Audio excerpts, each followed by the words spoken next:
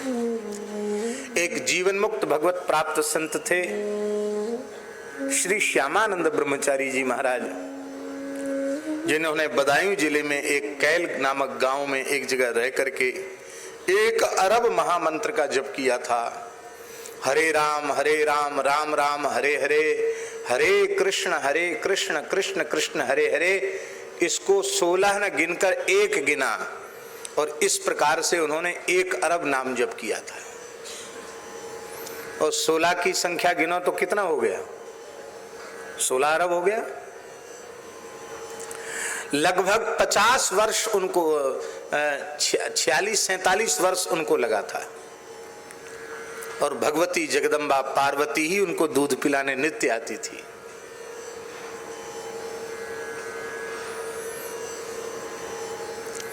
बड़े उच्च कोटि के महात्मा थे। उनके स्थान पर हमें जाने का अवसर मिला और उनकी भजन कुटी में ही निवास का अवसर मिला। तो वहाँ कथा थी, उसी में हम लोग रुके। तो हमको बड़ा आश्चर्य हुआ, जैसे ही थोड़ी नींद आवे सोवे कोई न कोई भगवान की लीला दिखाई पड़े, दिव्य लीला। कभी सोची सुनी नहीं कहीं से ऐसी लीला दिखाई पड़े। तो मैंने वो पंडित जी जो हमको लेके गए थे उनसे मैंने कहा कि पंडित जी बड़ी विचित्र जगह है, ऐसी अनुभूतियां तो हमको वृंदावन में नहीं होती जैसी यहाँ हो रही, क्या बात है? उन्होंने कहा महाराज जी जिस कक्ष में आपका आसन है ऊपर से खफरेल था, बोले इसमें पूज्य श्यामानंद जी महाराज ने 1 अरब महामंत्र का जप किया यहाँ बैठ करके। मैंने अनुभव किया संत के भजन के परमाणु कैसे होते हैं।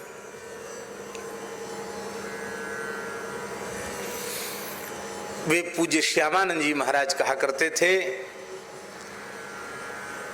मरुस्थल के जैसा सूखा हृदय किसी व्यक्ति का हो, वज्र के समान कठोर किसी व्यक्ति का हृदय हो, और वह व्यक्ति भी भक्तिमती मीराबाई के पदों को गाना आरंभ कर दे, तो मैं वचन देता हूं उसके मरुस्थल जैसे सूखे हृदय में भी प्रेम की सरिता बहने लग जाएगी। उसका वज्र से विधिक कठोर विदलित होकर के प्रेम में पिघलकर बहने लग जाएगा और उसे निश्चित कृष्ण प्रेम की प्राप्ति हो जाएगी, इसमें संदेह नहीं। कहां इन संतों ने इन भाव में भर करके अपने प्रियतम को पुकारा, और जिन गीत गजलों को अच्छे अर्थों में लगा करके हम गाना चाहते हैं, उनको लिखने वाले किसी प्राकृत नायक नायिका का चिंतन करके, हीरो हीरोइन का चिंतन करके, किसी हीरो के लिए किसी हीरोइन के लिए उन्होंने गाया है। उन्होंने भगवान के लिए नहीं लिखा, भगवान के लिए नहीं गाया। और तो सुनिए, प्रायः गजलकार गीतकार शराब पी के उन्होंने लिखा है।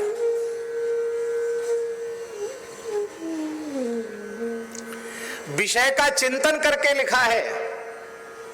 और मीरा, तुलसी, सूर, कबीर आदि महापुरुषों ने निर्विषय होकर प्रेम सिंधु में डूब करके लिखा है। ठीक है, कोई महापुरुष ऐसे हैं कि जो उस प्रकार के गीत गजल गा करके आधुनिक लोगों को भी भगवान को मोड़ना चाहते हैं, तो ठीक है, उसमें कोई निषेध या विरोध नहीं है। लेकिन इतने महापुरुषों की, संतों की वाणियां हैं, तो हम काम कलुषित चित्त वाले इन प्राकृत कवियों की रचनाओं को क्यों गाएं?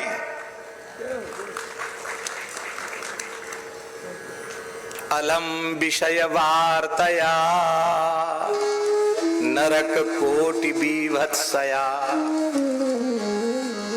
हम गाएंगे तो तुलसी, सूर, मीरा, कबीर को गाएंगे, संत वाणी गाएंगे, और नहीं गाएंगे तो मौन रहेंगे।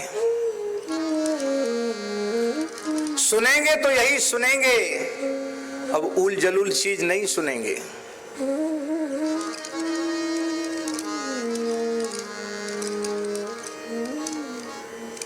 ये निश्चय भीतर से करना होगा। विषय भोग पहला दोष है, स्वेच्छाचारिता को त्यागना पड़ेगा।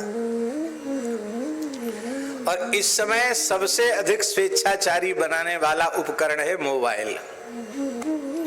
कुछ नहीं तो उसमें कार्टून ही देख लो।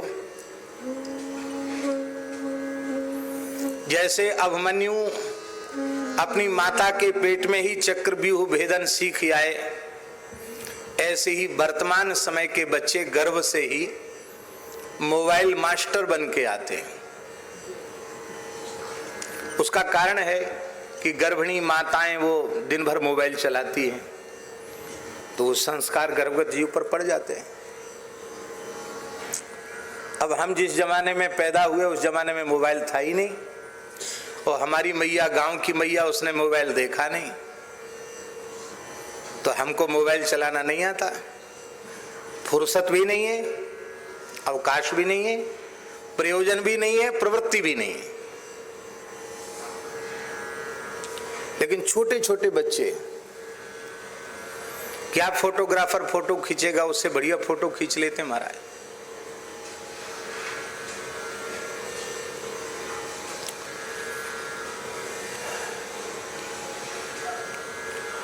विषय भोग वृत्ति को चंचल करने वाले साधन ही विषय की श्रेणी में आते हैं। वृत्ति को बहिर्मुख करने वाले साधन विषय की श्रेणी में हैं, और उन विषय चित्त की वृत्ति को बहिर्मुख करने वाले साधनों का अधिक से अधिक उपयोग करके चित्त को बहिर्मुख बनाना, इसी का नाम है विषय भोग। ये पहला दोष है प्रेम पथ का, इसको छोड़ना पड़ेगा तब इस मार्ग पर आगे बढ़ सकोगे। दूसरा दोष है निद्रा।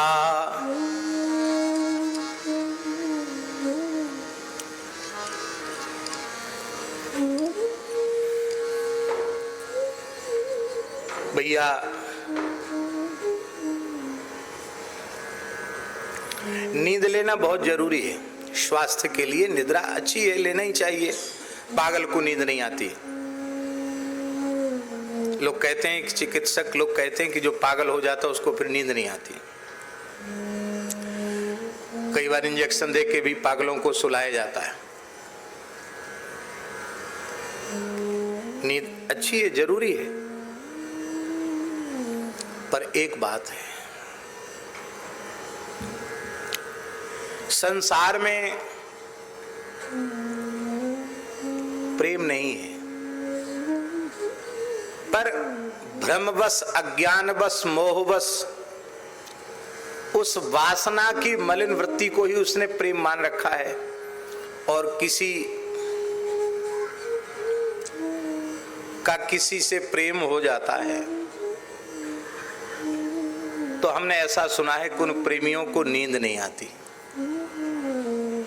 एक दूसरे के चिंतन में करवटें बदलते रात बीत जाती है, उनको नींद नहीं आती। लौकिक प्रेम की बात, जबकि लोक में प्रेम नहीं है, केवल वासना पूर्ति का एक व्यवहार मात्र है।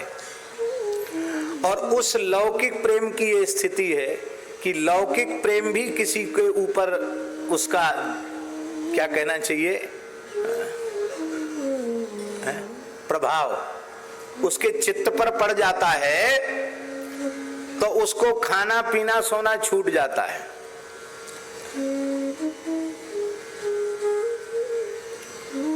हमने अपनी आंखों से देखा है। एक गांव शहर का और व्यक्ति का नाम लेना उचित नहीं है, इसलिए नाम नहीं लिया जा रहा है।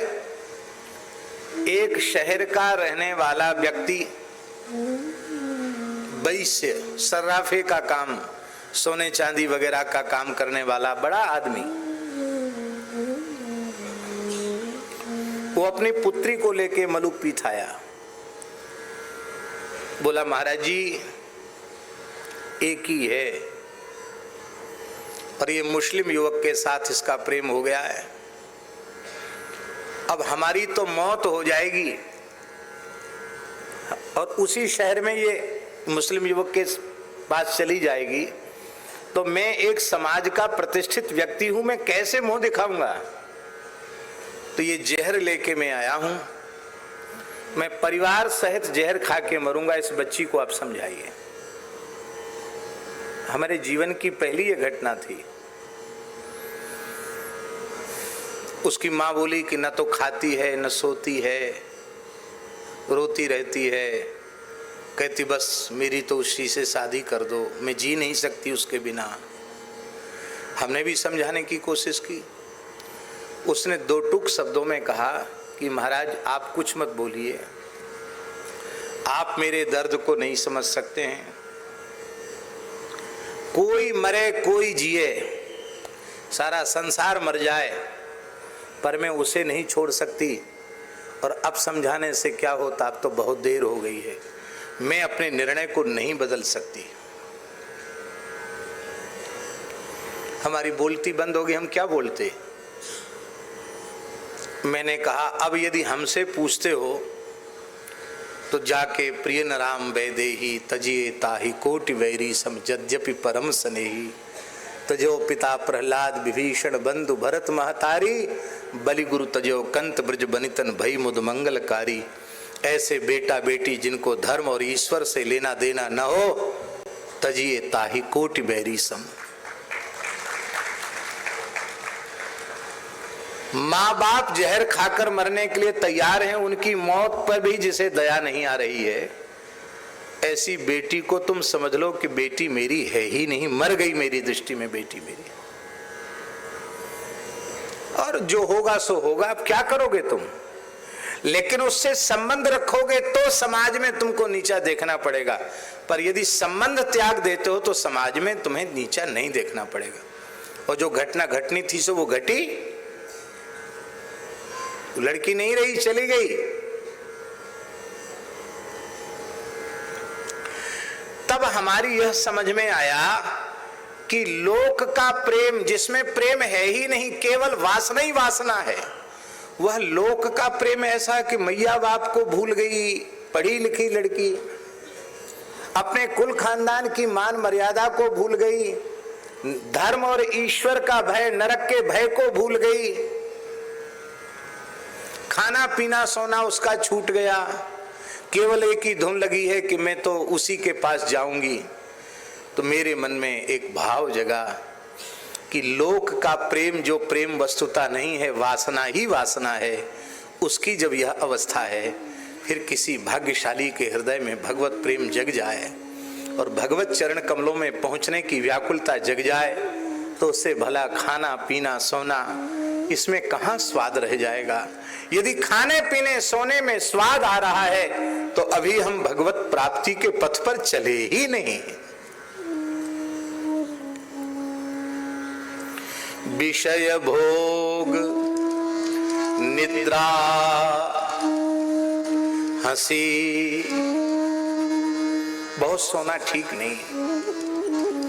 जगत प्रीति बहु बात, हंसी भी ठीक नहीं। भगवान की लीलाओं को कह सुनकर हंस लेना, प्रसन्न हो लेना उतना ही ठीक है, पर हंसी दिल्लगी करना ये साधक का स्वभाव नहीं होना चाहिए। जगत प्रीति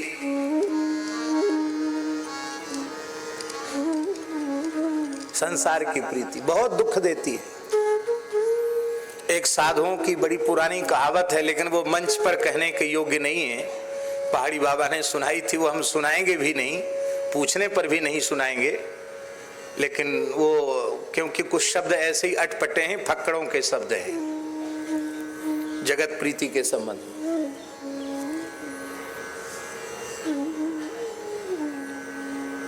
जितनी देर कथा कीर्तन सत्संग हो, उतनी देर संसार सामने हो, कोई बात नहीं, क्योंकि उतनी देर संसार संसार नहीं होता है।